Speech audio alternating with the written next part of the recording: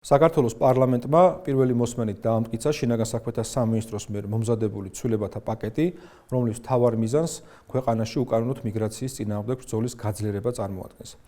უნდა აღინიშნოს, რომ ცვლილებები სხვადასხვა მიმართულებით ხორციელდება, მნიშვნელოვანი მიმართულება ამ ცვლილებებისას წარმოადგენს ის, რომ საკანონმდებლო დონეზე მოწესრიგდება ნორმები, რომელიც აღარ მისცემს საშუალებას უცხოელებს ბოროტად გამოიყენონ თავშესაფრის სისტემა და ქვეყანაში დარჩენ ხანგრძლივად. გარდა ამისა, მნიშვნელოვანი ცვლილებები ეხება იმ უცხოელებს, რომელიც არ ღვევენ ქვეყანაში კანონს და არ ღვევენ ქვეყნის უსაფრთხოებასა და მართლს. ადმინისტრაციულ სამართალდამცავთა კოდექსს დაემატა სახდელის ახალი სახე, ეს არის ქვეყნიდან გაძევება და ქვეყანაში შემოსვლის აკრძალვა.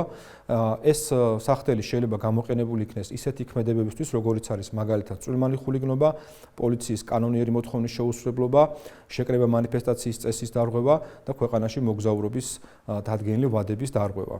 გარდა ამისა, სისხლის სამართლის კოდექსში მნიშვნელოვანი ცვლილებები ხორციელდება, კერძოდ შემოდის სასჯელის ახალი სახე, ქვეყნიდან უცხოელის გაძევება და მასი გარკვეული ვადით ქვეყანაში შემოსვლის აკრძალვა.